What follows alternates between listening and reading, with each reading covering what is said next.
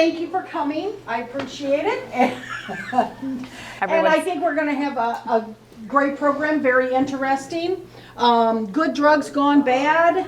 We don't want to make a problem worse, so we have Matt and Jane here to talk to us about how we can keep the drugs in a safe place and all the kids safe, right? Exactly. All right. Thank you, guys. All right.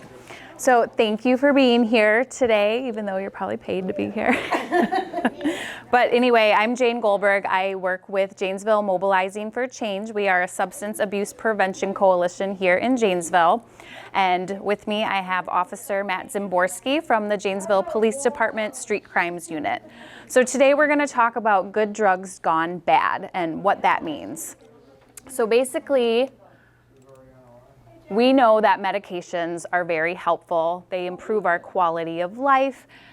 They help us live longer lives. But we're going to get into the ugly part of prescription drugs and what that means.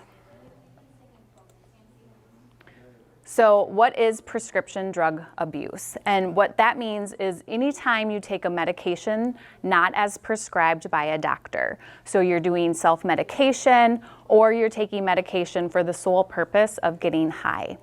And what that does, it can lead to addiction, overdose, and even death. So one of the drugs that are most commonly abused are called opioids. So those are your strong prescription drugs, fentanyl, heroin.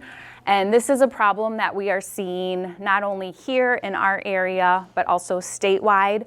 They had, the previous Attorney General created a campaign called Dose of Reality to bring awareness to this issue. And basically we are seeing people pass away from opioid-involved deaths. And in Wisconsin, in 2020, we had 1,226 lives lost due to opioid overdoses. And in 2021, we had a record high of 1,400 lives lost. I don't know what that looks like here, if you have more local numbers for Janesville or Rock County. I don't off the top of my head. I know it's a weekly thing, at least for overdoses, and then we've had every year we kind of set a new record. So Right, so it's definitely an issue. I have a question. Is that something that you've seen go up since COVID? Is it or it's just been a steady increase? it's kind of been the steady. The fake prescription pills, I think, has gone up. We've Yes. seen a lot more of those. It's kind of a new trend right now. Yeah.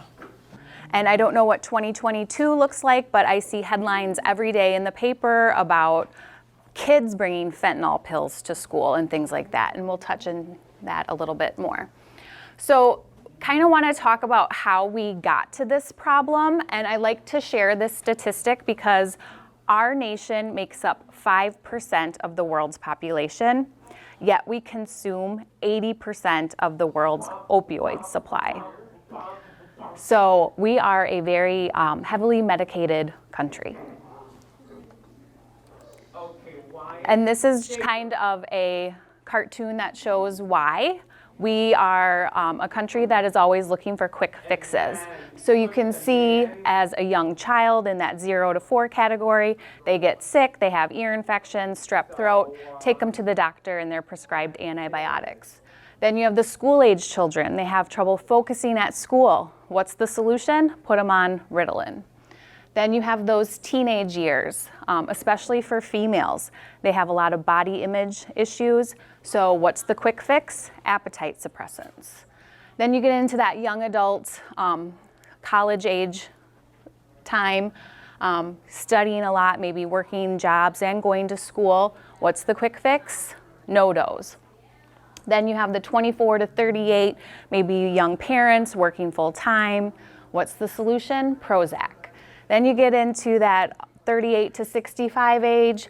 You're probably not taking care of yourself, eating right, exercising right, so you need Xanax. And then 65 is everything else. So that just kind of shows you what kind of country we are looking for that quick fix. And prescription drugs are all around us. Every time, 7 out of 10 times you leave the doctor's office, you will leave with a prescription. And then the United States is one of 2 countries in the whole world that allow pharmaceutical companies to advertise. So you're watching TV, you see a lot of TV commercials for pharmaceutical drugs. You're looking through a magazine, you see ads for pharmaceutical drugs. New Zealand is the other country. But we shouldn't be like that. We shouldn't see a commercial and go to our doctor and be like, hey, that sounds good, can I try that? So the doctor should be doing that legwork. All right, these are some older headlines. See if I can click through these. But this is just typical stuff that we see as headlines in our papers daily.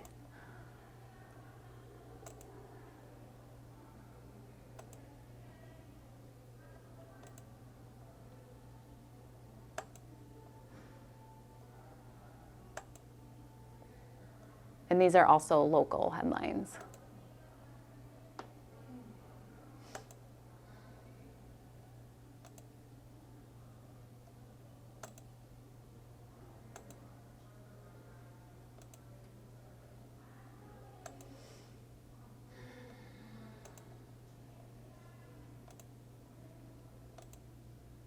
So definitely a problem. Then we have heroin, which I don't know how big heroin still is now. I know fentanyl's probably.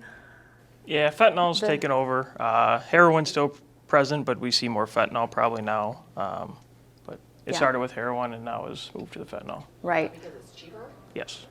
Cheaper, and it's made in the lab and it doesn't have to be grown, so. And it's a better high, right? And those Much, yes. People who are addicted are looking for the next big high.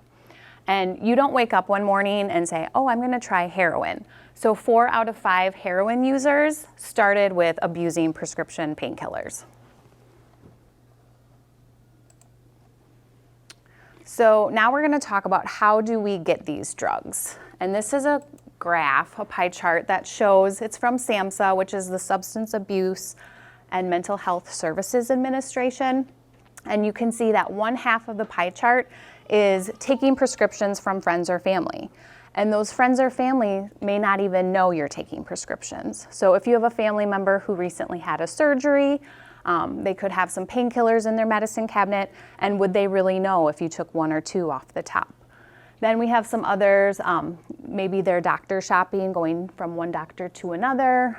They actually purchase them from a dealer. We do survey our students in high schools with focus groups, and they will say we can walk down the hall and we will know who has prescription drugs on them. We don't hear that as often as we did several years ago, but they do say, like around finals time, when they need to study and focus, that is, they're gonna look for like Adderall and things like that.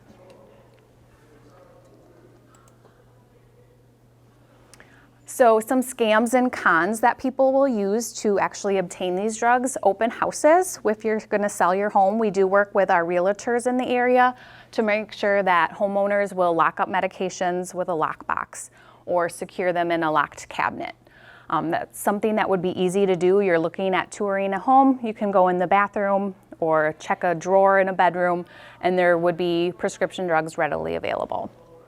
Sleepovers, emergency visits, maybe going to the ER and saying, hey, I'm really in so much pain, can I get something? Using, like knocking on someone's door and asking if you can use their phone, and then kind of going through their personal belongings.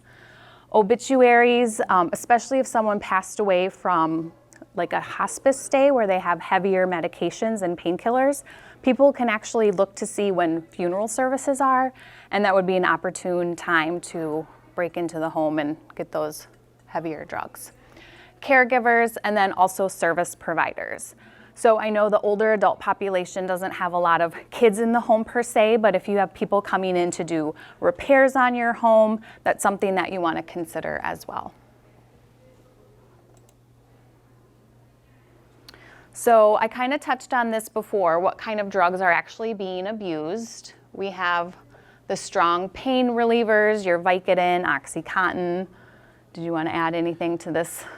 Yeah, so these are the most addictive, the opioids. These are all going to be, the ones you see up there, ones that are prescribed by a doctor, but now we are starting to see them where people are buying the presses off the dark web, and they're making these pills with fentanyl and just like random powders. The flyer here, I see it here, we can pass out, is a good example of it. The pills that are getting given from your doctor, they'll have like a coating on them. They'll look nice and clean. The fake ones will be crumbly. They won't have a shiny coating to them, and you won't be getting them from a doctor. So as long as you're not buying your pills off the street, you should be getting normal pills without fentanyl. Then we also have the stimulants. So I talked about the young kids in school during finals time. They're going to be looking for your Adderall and Ritalin and things like that to help focus. Are you seeing this in Janesville? A little bit. We don't see a lot of this, but it's because it's the younger kids. We really don't run into them as much because they're not overdosing on the stuff. But this could bring someone into maybe cocaine use later on when this doesn't cut it anymore. So. And then we have those sedatives, things that will help you feel more calm, maybe help you sleep, and those types will be like the Valium or Xanax.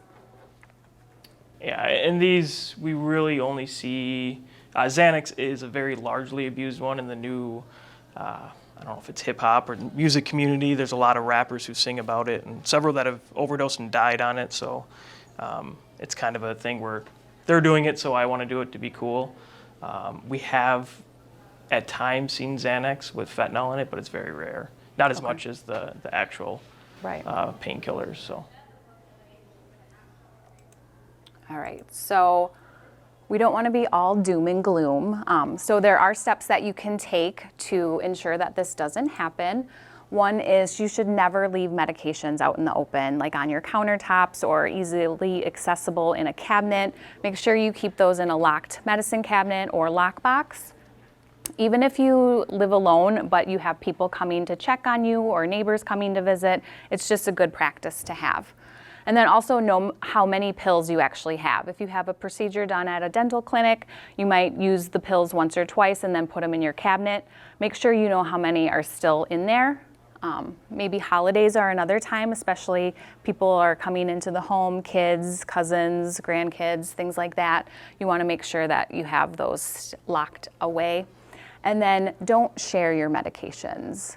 It's okay to be selfish. If someone is kind of struggling with anxiety and they know that you take an anti-anxiety medication, don't say, oh, hey, I'll just give you one to take the edge off. Please don't do that. Sharing is not caring in this situation. And then just be aware of anyone who enters your home. And then also our organization does provide lockboxes free of charge to anyone who would benefit from the use of one. We do keep a stash of lockboxes here at this location. It's just convenient for people to come in and grab them. They're on the shelf over there.